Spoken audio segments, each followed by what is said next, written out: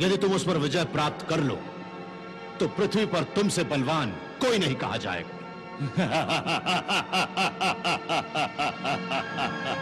बलवान तो मैं हूं ही नानाश्री। अब वानरराज बाली पर विजय प्राप्त करके ही आपके दर्शन करूंगा। मुझे आशीर्वाद दीजिए नानाश्री। विजयी भाव।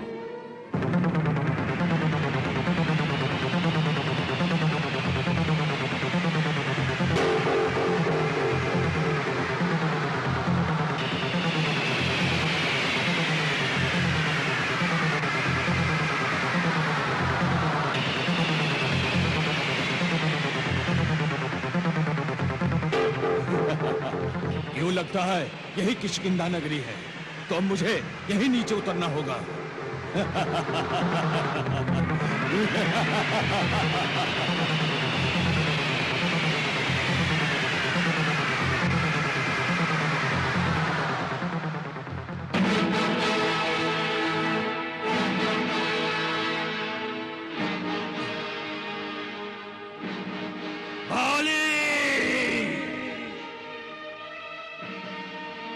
वानरराज बाली, बाहर निकल।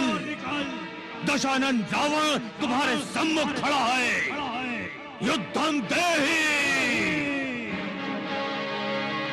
बाली, बाली, किष्किंधा नरेश, बाली।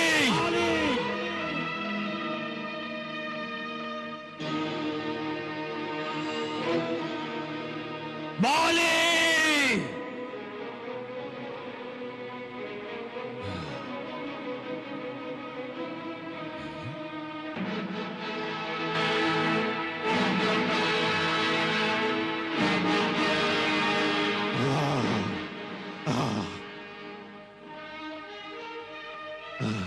अच्छा तो तुम हो बाली। मैं किष्किंधा नगरी का सेनापति हूं। तो बाली ने तुम्हें क्यों भेजा है? क्या वो स्वयं मेरे सम्मुख आने से भयभीत हो गया है? अपनी जीवा को लगाम दो आगंतुक। तुम हमारे स्वामी को नहीं जानते।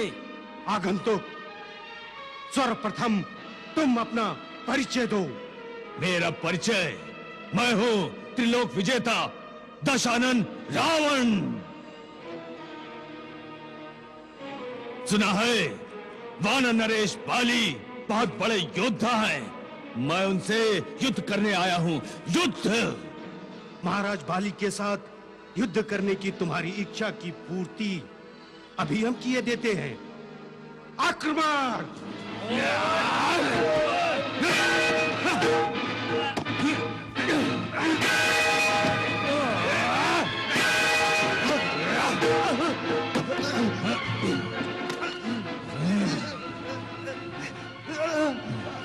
तो तुम लोगों ने मेरी युद्ध करने की इच्छा और तीव्र कर दी। बताओ, बताओ वानरराज बाली कहाँ है?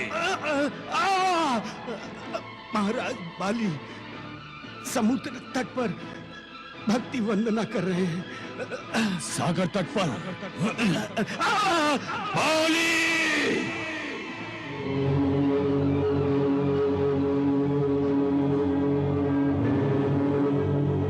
वानरराज बाली!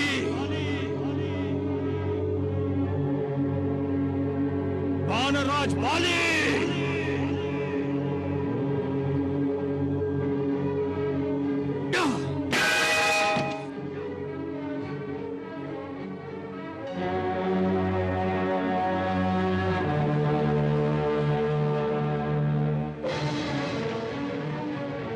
मैं लंकापति रावण तुम्हें युद्ध के लिए ललकार रहा हूं।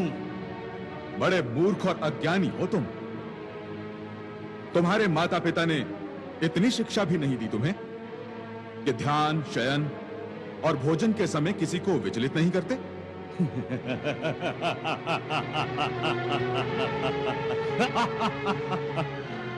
मैंने तो केवल एक ही शिक्षा पढ़ी है और वो है युद्ध। युद्ध करने की तुम्हारी कामना अवश्य पूर्ण होगी और सदा के लिए पूर्ण हो जाएगी।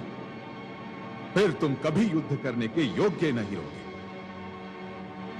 किंतु मेरी संध्या पूजा पूर्ण तो होने दो।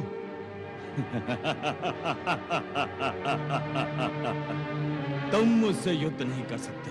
मैं समझ चुका हूं कि तुम मुझसे युद्ध नहीं कर सकते। तुम मुझसे भयभीत होकर पूजा अर्चना का बहाना बना रहे हो। यदि है हिम्मत तो मुझसे युद्ध कर, युद्ध। मैं दशानन रावण तुम्हें युद्ध के लिए ललकार रहा हूं। बाली, युद्ध करो, युद्धं देहि। बलहीन, साहसहीन, तुम जानते हो यदि तुम मुझसे युद्ध करोगे तो तुम्हारा अस्तित्व ही समाप्त हो जाएगा। इसलिए तुम मुझसे भयभीत हो रहे हो। यदि है साहस तो उठ जाओ, उठ जाओ। रावण!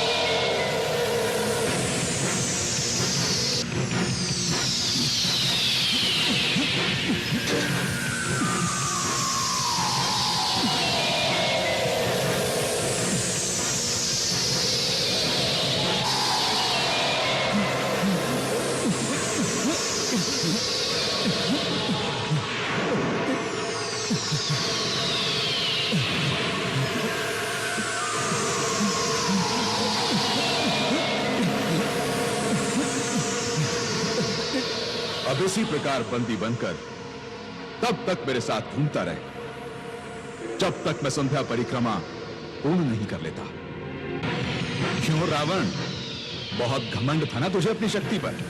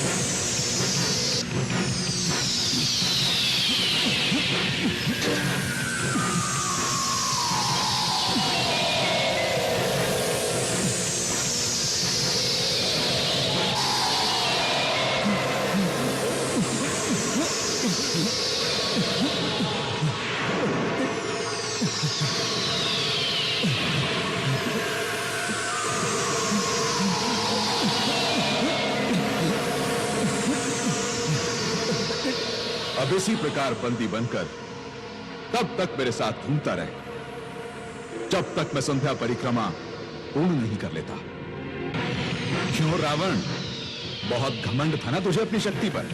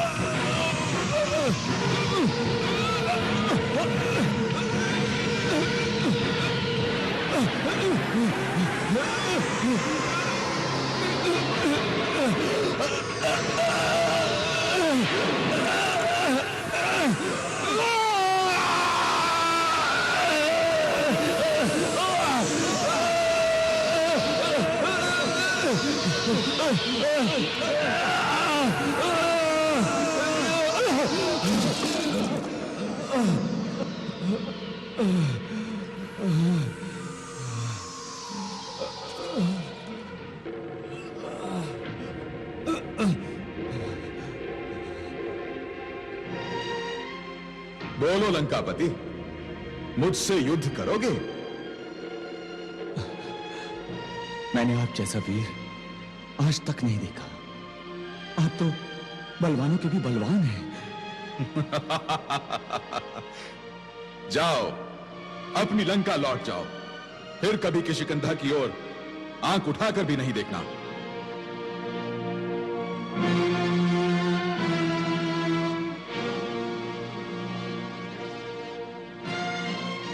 नारायण नारायण नारायण नारायण। प्रणाम देवर्षि। नारायण नारायण। मेरा प्रणाम स्वीकार नहीं करेंगे देवर्षि?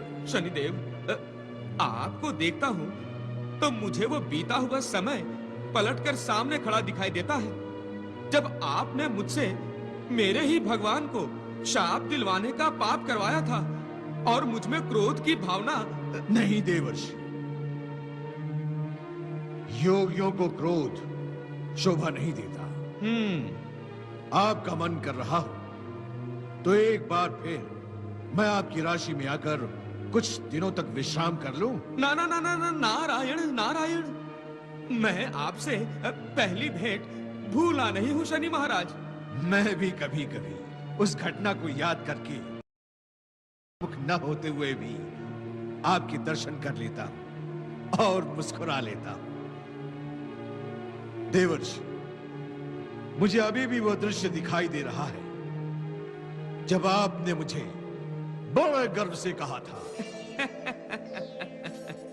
नारायण नारायण। शनिदेव, मैं प्रभु का परम भक्त हूँ और योगी हूँ। काम क्रोध लोभ मोह से बहुत दूर हूँ मैं। आप मेरी राशि में आकर क्या करेंगे? क्या हानि पहुंचाएंगे मुझे? हाँ? मैं जानता हूँ शनि महाराज, मैं जानता हूँ। आपकी वक्र दृष्टि से सभी भयभीत रहते हैं, किंतु नारायण नारायण, मुझे कोई भय नहीं। हाँ, आपकी वक्र दृष्टि का मुझ पर कोई प्रभाव नहीं पड़ेगा। हैं? देवर्षि, मुझे भी यह यश प्राप्त है क्या? कि मेरी वक्त दृष्टि से भी कदापि कोई बच नहीं सकता। अच्छा, प्रमाण चाहते हैं आप? हाँ हाँ। तो सावधान। हाँ?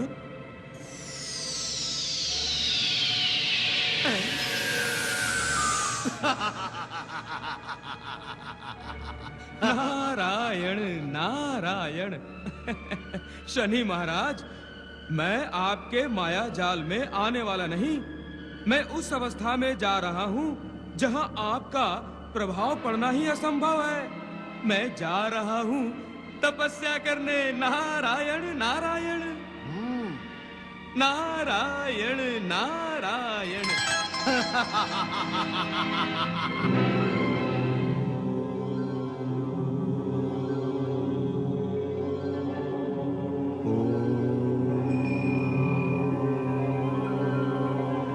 देवर्षि नारद के मन में यह लालसा, एक महर्षि इंद्रलोक का स्वामी बनेगा। नहीं बन सकता देवेंद्र, कदापि नहीं बन सकता। ये क्रम यदि आरंभ हो गया तो सभी देवताओं के आसनों पर ऋषि बैठे दिखाई देंगे। असंभव। मैं तो आपको सावधान करने आया था देवेंद्र। इंद्र पद प्राप्त करने के लिए देवर्षि नारद की तपस्या यदि पूर्णता को प्राप्त कर गई तो कभी नहीं शनिदेव, कभी नहीं। मैं उनकी तपस्या भंग करने हेतु अभी कामदेव को भेजता हूं।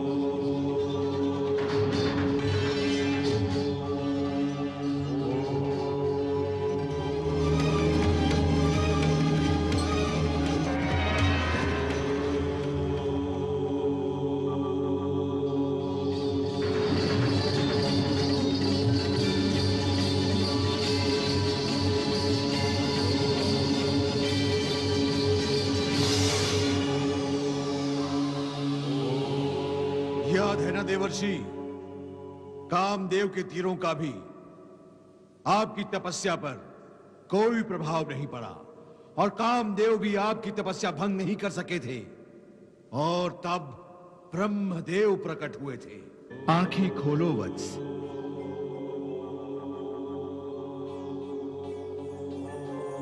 पिताश्री,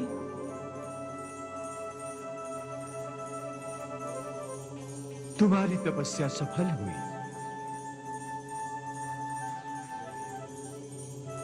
रति और कामदेव तुम्हारी तपस्या भंग करना चाहते थे। कामदेव, रति, वो दोनों मेरी तपस्या क्यों भंग करना चाहते थे? उन्हें देवेंद्र की आज्ञा थी वत्स। किंतु क्यों? देवेंद्र सोच रहे थे कि तुम इंद्रलोक पाने के लिए तपस्या कर रहे हो वत्स। पिताश्री, आप जानते हैं मैंने कभी इंद्र पद की कोई कामना नहीं की थी। मैं जानता हूं वत्स, और सृष्टि कल्याण के लिए ही मुझे यहां प्रकट होना पड़ा है। कल्याण कौन कर रहा है? मैं नहीं वत्स, यदि तुमने रति और कामदेव को क्षमा नहीं किया तो ये दोनों यहीं रहेंगे, यहां से नहीं जाएंगे। और यदि ये दोनों नहीं जाएंगे तो सृष्टिवासियों के मन में काम भावना उत्पन्न नहीं होगी, सृष्टि का विकास नहीं होगा। वत्स, सृष्टि विकास का रुक जाना अकल्याण ही तो है। कामदेव, रति, मैंने तुम दोनों को क्षमा किया।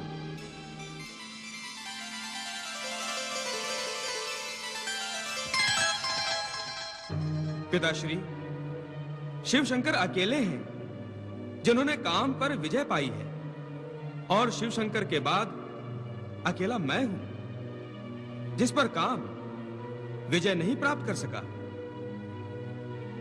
अर्थात मैं और महादेव समान।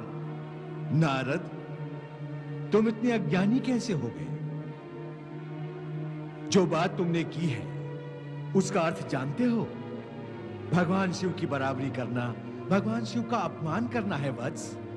पिताश्री, मैं भगवान भोलेनाथ का अपमान नहीं कर रहा।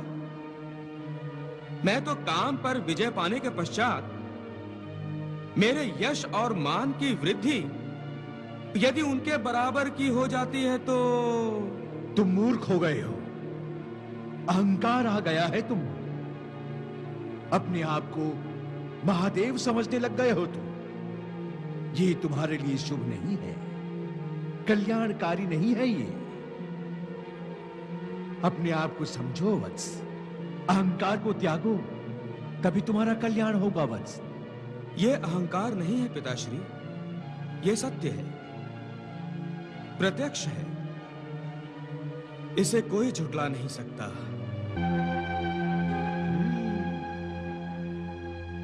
होता है नारद, होता है। कभी कभी अपने पुत्र की उन्नति एक पिता के मन में ईर्ष्या की जन्मदायक हो जाती है। तभी परम पिता ब्रह्मदेव से भी मेरी भगवान शिव से समता सहन नहीं हुई। होता है, किंतु जो प्रत्यक्ष है उसे कैसे नकारा जा सकता है? और मैं इस सृष्टि में कामदेव पर विजय पाने वाला दूसरा प्राणी हो गया। महादेव में